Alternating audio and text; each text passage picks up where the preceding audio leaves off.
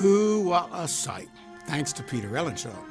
Well, now we're in for a treat. We're going to hear some special cues that were written for the film but not used. Irwin Kostal used Chim Chim Cheree as the march when they're up on the top of the rooftops, and we felt it might need a little brighter tune, so we used Spoonful of Sugar eventually. But this is the cue that Irwin wrote originally. XK962, take 1. 1, 2, 3, 4, 5, 6. March!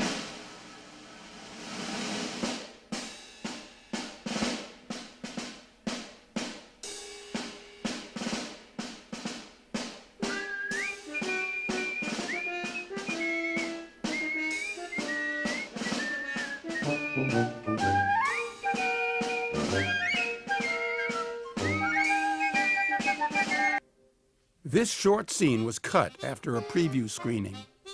Come along, Michael.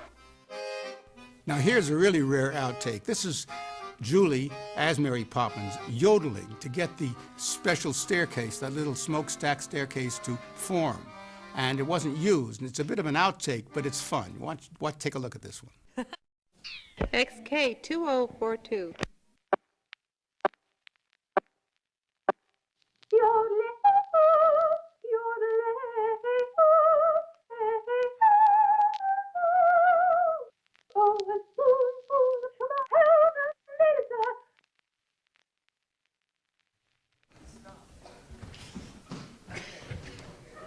Perhaps that was a little out of character for Mary Poppins.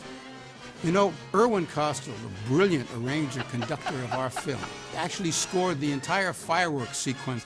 It's an amazing feat of orchestration and creativity. When Admiral Boom's guns go off, you hear Admiral Boom's theme. When you focus then on Mary Poppins, you hear Mary Poppins' theme, and all the while, Step in Time is pulsing away behind you.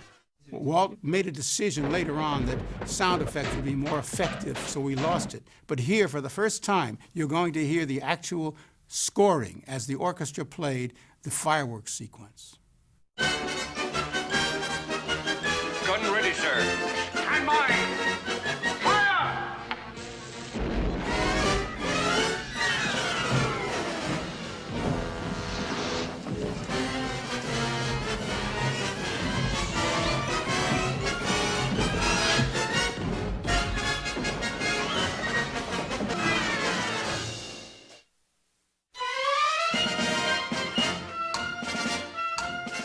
I've always wanted to do this.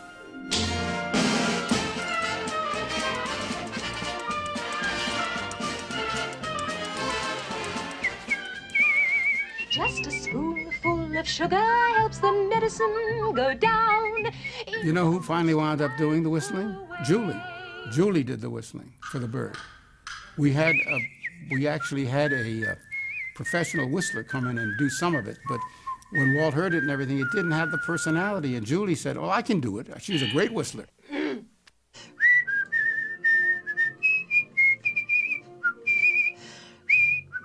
We did record a version, wasn't used, for the bird, singing the last line. In a most delightful way. The Spoonful of Sugar came from the various songs that we wrote for Mary Poppins to start with. Measure Up was a little rhythmic piece that we were going to have when Mary Poppins measures the children, but Walt felt it was not necessary.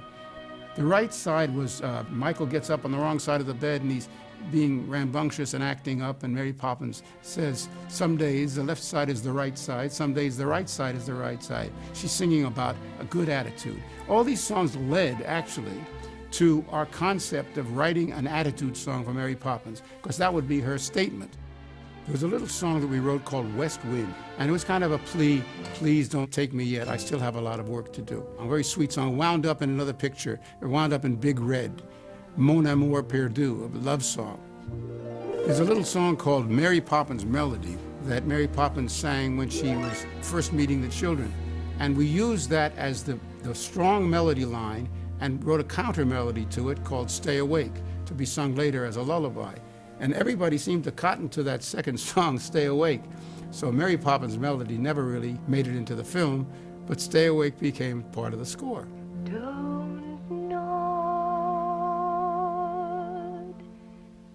and dream. Mary Poppins was the longest movie Walt Disney had ever made, and in some theaters, probably in London, it actually played with an intermission, as we see in this rare print. But don't go to the kitchen, because we've got one more stop to make.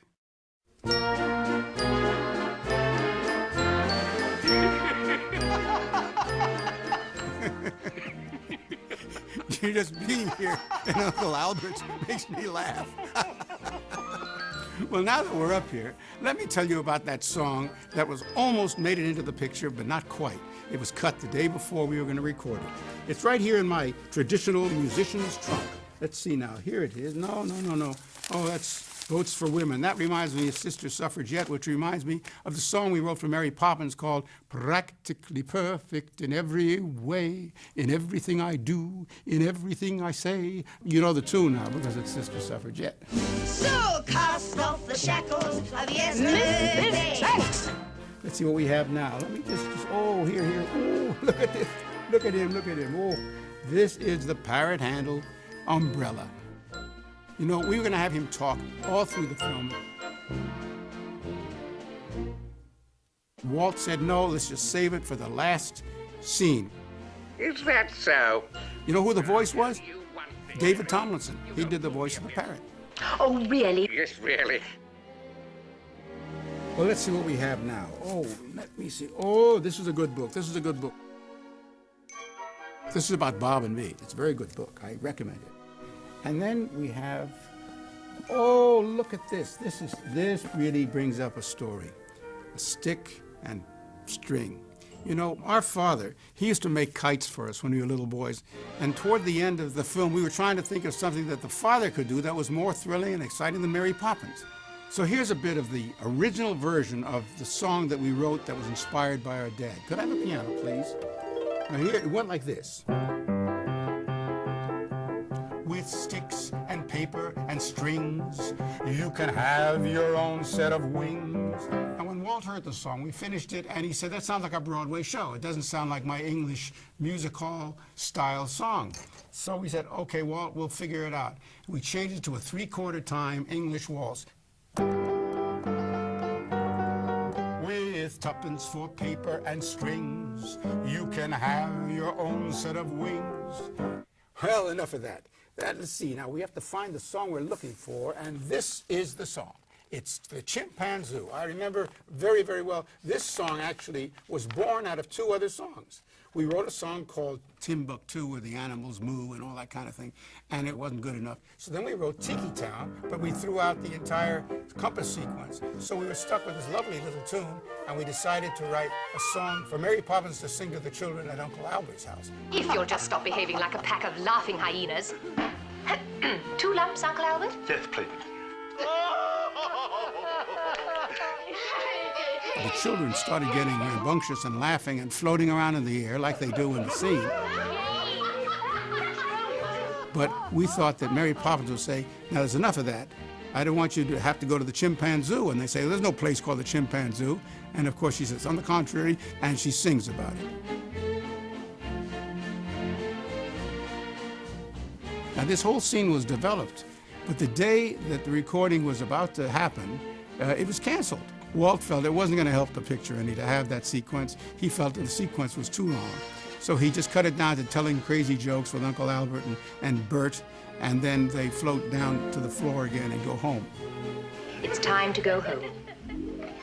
Oh, that is sad. Oh, that's sad. That's the saddest thing I ever heard. We've actually found the original concept art and the storyboards. So now we'd like to render it for you for the very first time.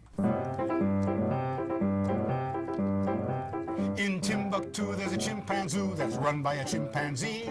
It's an oddish place where the human race is under lock and key. And on their backs they wear small plaques for the animals to view, which specify the reasons why they're locked in the chimpanzoo. If you're boisterous and bumptious, you're grist for the chimpanzoo. If you're overly rambunctious, you're whisked to Timbuktu.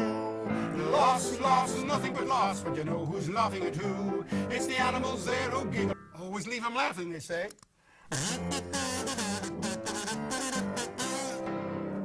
Thank you. We had a lovely time.